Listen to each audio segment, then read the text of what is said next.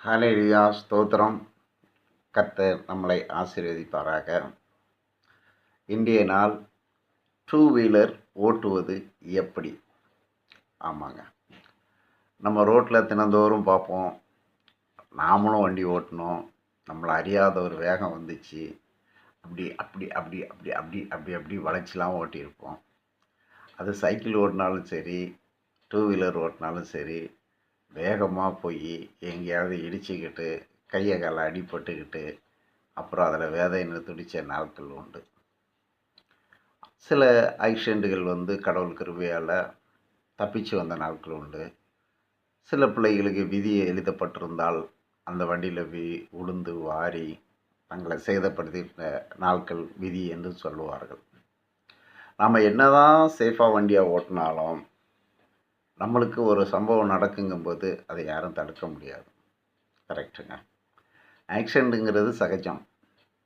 நாம் கரெக்டாக போனாலும் நம்மளுக்கு எதிராளி வர்றவங்க கரெக்டாக வரலன்னா ஆக்சிடெண்ட்டு சகஜம். அப்போ நாம் கரெக்டாக போகிறதுக்கு நம்ம ஒரு ட்ரைனிங் எடுத்துக்கலாமே அப்படிங்கும்போது ஒரு மெக்கானிக் என்கிட்ட கேட்டேன், வண்டினா என்னென்ன, வண்டி எப்படி ஓட்டுறது அப்படின்னா. அவரும் நல்ல மனசோட உட்காந்து வண்டியை பற்றி சொல்லி தந்தார். இதோ பாரு டேவிட், இதுதான் ப்ளக்கு, இது மூலம் கரண்டு போகும், இது போரு, அதுக்கப்புறம் உள்ள இன்ஜின் கிராங்க் ஷாட் அதெல்லாம் வரும், அதுக்கு பிறகு செயினுக்கு இங்கே போகும், இதெல்லாம் கியர் சிஸ்டம். வண்டி 2 வகை இருக்குது, ஒன்று ஆக்சிலேட்டர் வண்டி, இன்னொன்று கீர் வண்டி. இந்த கீர் பார்த்தீங்கன்னா ஃபஸ்ட்டு கியர் போகுதுன்னா 10 கிலோமீட்டர் வேகம், அது மேலே ஃப்ரிட்ஜு மேலே ஏறும்போது மிக்க போகும்போது ஃபஸ்ட்டு கியரில் ஏற்றணும். அப்புறம் second gear, third gear, fourth gear, ஒவ்வொரு வண்டிக்கும் கியர் இருக்கும்.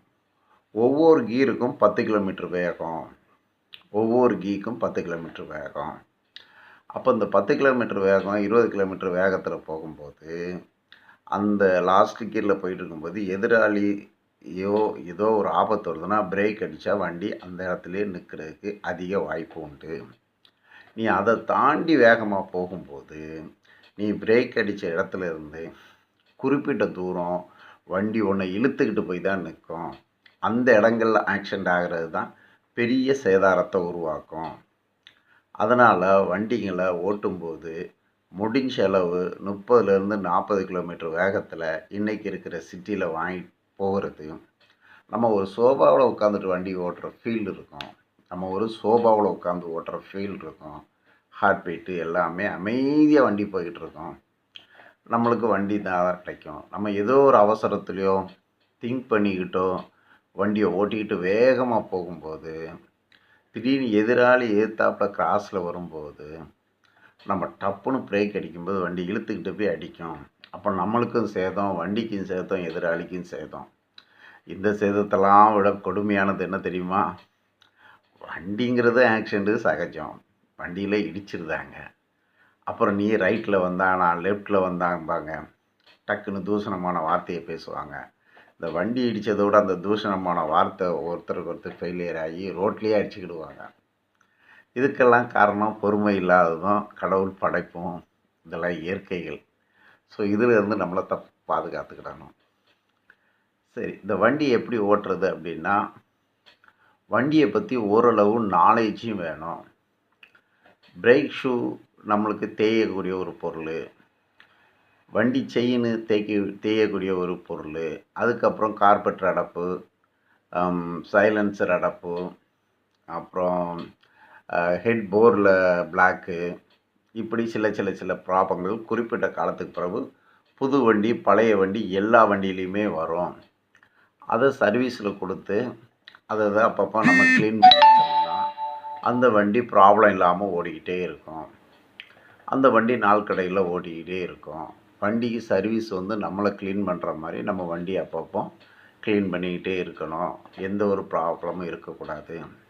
நம்ம ரெகுலராக ஒரு வண்டியை ஓட்டிக்கிட்டு இருக்கும்போது அந்த வண்டியை நம்மக்கிட்ட பேசுகிற மாதிரி சவுண்டு வித்தியாசங்கள் வரும். நார்மலாக ஓடுற வண்டிக்கும் வண்டியில் ஒரு ப்ராப்ளம் இருந்துச்சுனாலே சவுண்டு வித்தியாசம் கொடுக்கும். அப்போ நம்ம இருக்கிற பிரச்சனையை பார்த்துட்டு அந்த சவுண்டை கவனிக்காமல் ஓட்டிகிட்டு இருக்கும்போது எங்கேயாவது நடு வழியில் நின்று போயிடும். இவ்வளோ நாள் நான் ஒன்றை சுமந்தேன், இவ்வளோ நாள் நான் ஒன்றை சுமந்தேன், இப்போ நீ தள்ளு அப்படின்னு நம்மளை தள்ள வச்சிடும். நம்ம வேலையெல்லாம் கெட்டு போகும்.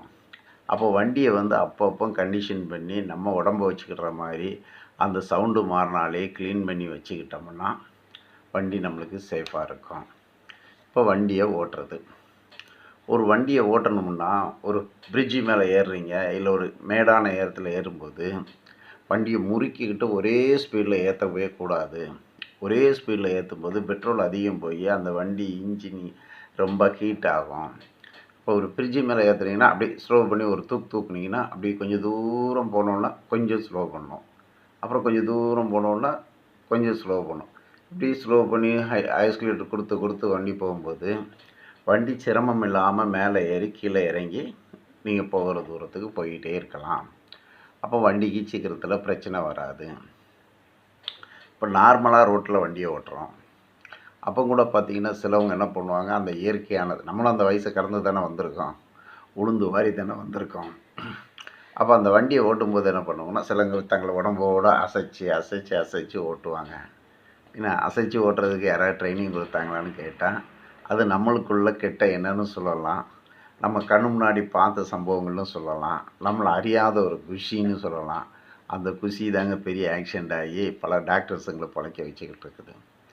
இதெல்லாம் ஆக்சிடெண்ட்டே ஆகாமல் இருக்குன்னுலாம் சொல்ல முடியாது, பட்டு நாம் ஆக்சிடெண்ட்லேருந்து எப்படி தப்பிச்சிக்கணுங்கிற வழி தான்.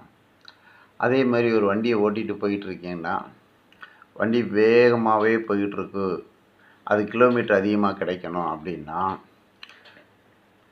பொதுவாக பெரிய வண்டி கிலோமீட்டர் கம்மியாக கொடுக்கணும், அது வேகமும் ஜாஸ்தி இருக்கும், லோடிங்கும் ஜாஸ்தி இருக்கும். பெரிய வண்டியோ சின்ன வண்டியோ கிலோமீட்டர் அதிகமாக கொடுக்கணுன்னா லோடிங்கும் கம்மியாக இழுக்கும், கிலோமீட்டரும் வெயிட்டும் கம்மியாக தான் இழுக்கும், கிலோமீட்டர் அதிகம் கிடைக்கும். ஏன்னா அது பெட்ரோல் உள்ளே போகிறது வந்து நம்மளுக்கு கம்மியாக தான் போகும். இப்போ இதுதான் வண்டி. அப்போ ஒரு வண்டி ஆக்சிடெண்ட் ஆகாமல் ஓட்டணுமுன்னா, ஃப்ரீயாக ஓட்டணுமுன்னா ரோட்டில் போகும்போது அப்படியே ஆக்சிலேட்டர் கொடுக்குறீங்க, கொஞ்சம் தூரம் போகுது, கொஞ்சம் பிக்கப் ஆனோடனே கொஞ்சம் க்ளோஸ் பண்ணிடணும், அந்த வேகத்துக்கு போயிட்டே இருக்கும் வண்டி. அப்புறம் அதுவாக ஸ்லோ ஆகும்போது மறுபடியும் ஆக்சிலேட்டர் கொடுக்கணும், வண்டி பிக்கப் ஆகி போயிட்டே இருக்கும், அதுக்கப்புறம் ஆக்சிலேட்டர் க்ளோஸ் பண்ணணும், மறுபடியும் ஆக்சிலேட்டர் ரேஸ் பண்ணணும். இப்படியே போயிட்டு இருந்தீங்கன்னா வண்டிக்கு நல்லது, வண்டி கிலோமீட்டர் அதிகம் கிடைக்கும். அப்புறம் வண்டியில் ரிப்பேரிங் பார்த்திங்கன்னா சில வண்டிங்க நம்ம சேஃபாக வீட்டுக்குள்ளே நிப்பாட்டியிருப்போம், மழை வெயில் அதில் அதிகமாக படாமல் இருக்கும். சில வண்டிகளில் பார்த்திங்கன்னா வெயில்லையே கிடக்கும். இந்த வெயில்லையே கிடைக்கிறதுனால எல்லாமே ஆயில் சர்க்குலேஷன், அந்த ஒயரு அப்புறம் சீட்டு இதெல்லாம் வந்து என்ன ஆகும்னா வெயில் காலம் மழை காலருக்கு மாட்டி உள்ளே ஜாம் ஆகும். அப்போ அந்த ஆக்சிலேட்டருக்கு கொஞ்சம் டைட் ஆகும். அப்போது நம்ம அப்பப்போ வண்டியை நம்ம முடிஞ்சால் கழட்டி அந்த அதுக்கு ஆயில் சர்க்குலேஷன் விடணும், இல்லைனா மெக்கானிக் ஷெட்டில் போய் ஃபுல் சர்வீஸ்னு விட்டு அந்த ஒயருக்குள்ளே பிரேக் வர லைனுக்குள்ளே அப்பப்போ ஆயில் விடணும். அப்போ ஆயில் விடும்போது அந்த வண்டிகள் வந்து கொஞ்சம் ஃப்ரீ சர்க்குலேஷன் இருந்துக்கிட்டே இருக்கும். பெரும்பாலும் இதை விடவே மாட்டாங்க. அப்புறம் மெக்கானிஷியம்ங்கிறதும் நம்மளும் கற்றுக்கிடணும். ஏன்னா எல்லாமே ஏமாத்து உலகம்தான், அதில் இந்த ஃபீல்டு அந்த ஃபீல்டுன்னு கிடையாது. அந்தந்த கண்ட்ரியை பொறுத்தும் அந்தந்த இடத்த பொறுத்தும் பெரும்பாலும் அவங்கவுங்க தொழிலில் கொஞ்சம் அதிகம் சம்பாதிக்க ஆசைப்பட்டு இதில் ப்ராப்ளம்னா அதை சொல்லுவாங்க, அதில் ப்ராப்ளம்னா இதில் சொல்லுவாங்க, இதை மாற்றி வாங்குருவாங்க. இப்போ நம்ம யார்ட்டையும் கோவிச்சிக்கிடவே முடியாது, நம்மளை தான் நம்ம மாற்றிக்கிடணும். அப்போ வண்டியில் ஒரு மெக்கானிக் ஷெட்டில் கேட்காம வண்டி ஓட்டும்போதே சவுண்டு வித்தியாசம் வந்துச்சுன்னா, வண்டி ஓட்டும்போதே சவுண்டு வித்தியாசம், நார்மலாக ஓட்டிக்கிட்டு இருக்கும்போது ஒரு ஃபீல் தெரியும். இப்போ நம்மளுக்கு சளி பிடிச்சா எப்படி மூக்கை இருமுறோம், சளி வடியுது, அப்புறம் தொண்டையில் ப்ராப்ளம் வந்தால் தொண்டை கட்டுது, இந்த மாதிரி வண்டிங்களுக்கும் சில ப்ராப்ளங்கள் வரும்போதே நமக்கு தெரிஞ்சுக்கிட்டு அதை அப்பப்போ நம்ம க்ளீன் பண்ணிக்கிட்டு இருந்தோம்னா வண்டி பிரச்சனை கம்மி. சிலவங்க தலதோஷத்தோடு அலைஞ்சிக்கிட்டு தானே அது மேலும் மேலும் ஜாஸ்தி ஆகிற மாதிரி வண்டி ஓட்டும் போதே அதில் வேகத்துலேயோ இல்லை சவுண்டோ வித்தியாசம் வரும்போது உடனே நம்ம ஷெட்டில் கொடுத்து அதை அப்பப்போ க்ளீன் பண்ணிக்கிட்டிங்கன்னா வண்டி நல்லாயிருக்கும். இதுக்கு மேலே கடவுளுடைய கிருபையும் இருக்குது. பொதுவாக போகும்போது அது எந்த மதத்தை சொந்தவந்தாலும் வண்டியை தொட்டு கும்பிட்டு ஆண்டவனே ஸ்தோத்திரம்னு வண்டி எடுப்பாங்க. அது அவ்வளோ பெனிஃபிட்டு. ஏன்னா வண்டி ஓட்டும்போது நம்ம இலக்கு இருக்கணும், போகிற தூரமும் இருக்கணும். பெரும்பாலும் கற்பனை பண்ணிக்கிட்டே வண்டியை ஓட்டுவோம், அந்த கற்பனை கூட நம்ம மைண்டை நிதானம் கலக்க பண்ணிடும். அதனால் வண்டி ஓட்டும்போது மட்டும், வாகனத்தை ஓட்டும்போது நம்ம போகிற இலக்கை மட்டும் குறிக்கோளை வச்சு ஆண்டவனுக்கே ஸ்தோத்திரம்னு ஓட்டுவோம். அல்லேலூயா, ஸ்தோத்திரம், ஆமென்.